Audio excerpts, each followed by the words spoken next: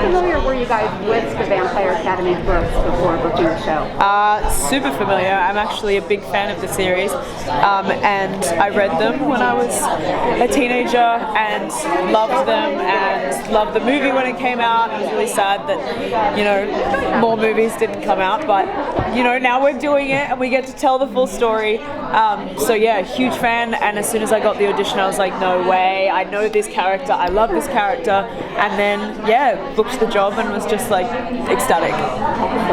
For me, I remember seeing the title come through. It rang a core memory, but I was like, this looks so cool. I did some research and I was like, oh my god, I went to see this film in the cinemas. I was like, I remember this is when I was in high school and I went to see the movie.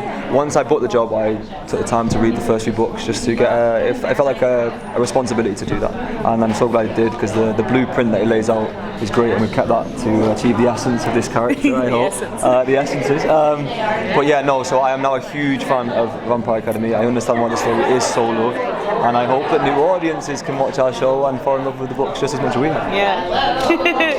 Great answer. What in the books about your character that you love so much that you had to make sure you captured when you were playing one in the series? Oh, I kind of liked the cowboy duster. That's an attribute, right? You're obsessed. He's obsessed with the duster. Obsessed with the duster. Let it go, man. I love it.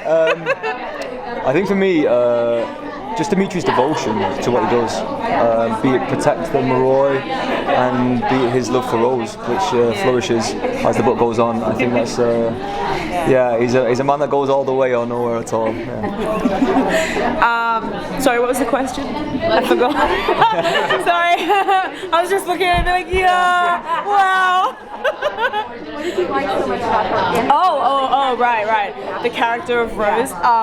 Yeah, the scary thing about us is that we're too similar, and sometimes I don't know where Rose finishes and where I begin. You know, fiery, passionate, sometimes inappropriate. You know, like she's a fighter, and she fights for what she loves and what she believes in, and sometimes it doesn't always land, and I definitely identify with that myself. So undeniably yourself. Yeah, undeniably myself. I'll take that. Unapologetically, in the best way. In the best, very best way. Thank you. Can you tell us about Rose's history with Lissa? So Rose and Lissa, basically they've been best friends since they were very, very small children, and Rose never really had a family that was around. Being a Dhampir and training to be a guardian, her parents are Dhampirs, or her mother is a Dhampir as well. So she is a guardian, acting guardian, and she's off, you know, doing her duty, protecting her Moroi. So Rose never really had a mother around, and her father, who even knows where he is at any given point. So Lissa's family became Rose's family. They really adopted her. They took her in, and Lissa was, you know, not just her best friend, but her sister and the closest person that she had, and her safety net, really. So that's where we meet the girls in the story. We meet them and they already have this amazing, beautiful love between them and this beautiful bond, and over the series that just gets stronger and stronger, and you see the girls develop and they find a lot of strength in their relationship. Apart and together, I think they're very strong women in their own ways. Can you talk about Rose's powers and Dimitri? Does he have powers as well? Powers? What are your powers? Sharing daringness, that's what it is. Okay, Mr. Darcy. Well, they're obviously I say blessed. Part of their curse is their physical attributes, their strength, their speed, all the cool stuff of a vampire minus the fangs. I really wanted the fangs, but that's fine, whatever. So yeah, so a lot of their potential lies in their fighting abilities, hence their job and their commitment to defending the Morois. That's why we make such good protectors and guardians, because we have the heightened senses and you know, the strength and agility, and those are all the things you need to be a warrior, basically. I think Dimitri, as the series goes on, finds that Rose does have different kind of superpowers that are quite human, which he falls in love with in a different way. Yeah. Dimitri can be, I don't want to say unhuman, but you know, it's very stoic, isn't it? Stoic, exactly, and he really finds his humanity, and I think Rose is a big part of that for him. And for me. Yeah. Be a person, Kieron. There we go. Anyway, shut up, Kieron. Vampires are like really popular all the time, and I was wondering what was it about this series that you thought made it special and stand out from other vampires? Well, we have this completely. It's his own world in its own right. Yeah, exactly. Like Rochelle Mead in the books creates this amazing world that's so different to most vampire stuff, because there are different kinds of vampires. You know, there are like and they're ancient races, and this ancient race of sort of good vampires, and they're proper, and they live in a structured society, and they're called Moroi, and some of them are royal, some of them are not, and then there's a class divide even within that kind of faction.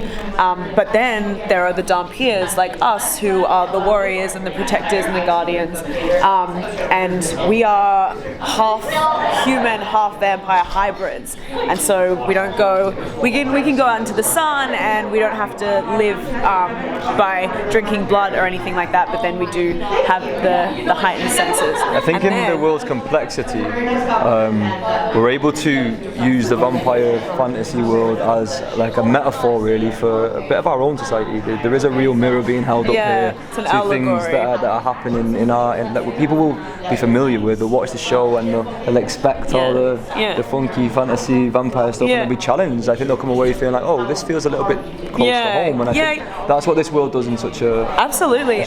way. And you get, like you said, you get all the sexy stuff, and you get the fangs and the blood and the all of that kind of stuff, but also like you definitely get something that reflects our society in the sense of like, you know, a class structure and revolutionary kind of ideas and things being disrupted in a way that's like makes you question, is this society fair the way even your own beliefs, I guess. Yeah, definitely. It's quite exciting really. I think people will switch it on and then get lost in this idea of, exactly. Oh wow, it makes you challenge your own beliefs and question different things. And and the bad vampires are very scary as well. They're called Strigoi, and they've got the full bad vampire get up. They've got red eyes, and I can't say too much obviously, but they're. But I can promise this: if the audience are 30% as scared as I was the first time I had to fight one on set, we are on to a good show, because seriously, heart in my mouth, terrified. Literally, genuine like the first, I remember. Genuine fear. I was the same. The first time I ever fought someone in the full Strigoi bad vampire get up,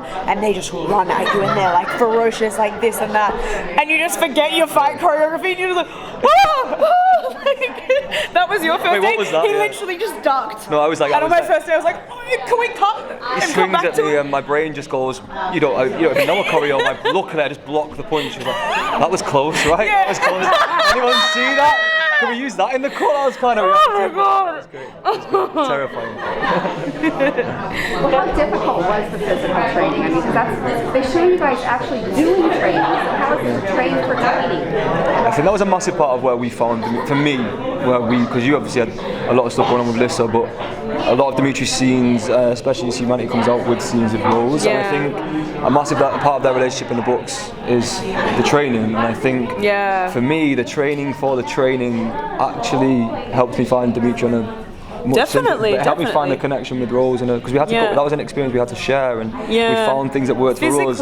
Physically getting into your character is also something that's like important to me in terms of the process of making a character. Like it's like putting on the clothes. You know, you step into the clothes and you step into the role. And I think training and figuring out our own fighting styles within the training and like the martial arts that they were teaching us and stuff like that was really cool for character building. And then a lot of our scenes in the beginning are training together. And so we would train in the gym to bring that together, and it was lots of different martial arts styles. The incorporation of our own histories as well. Yeah, so exactly. Sisi's been in films that are quite action packed, and she's obviously comes from a dance background, and I'm from a boxing background. So we introduce these to each of our characters. Yeah, different strengths, and then I think that's what's so beautiful about our fight style specifically is that yes, it's a whole, and you can see that it's very similar when everyone fights, but each individual's personality comes through their fighting style. Different characters, the way they fight, it's very, very interesting to watch. And then Rose and Dimitri then complement each other on a whole new level with that. So it's quite great. Yeah.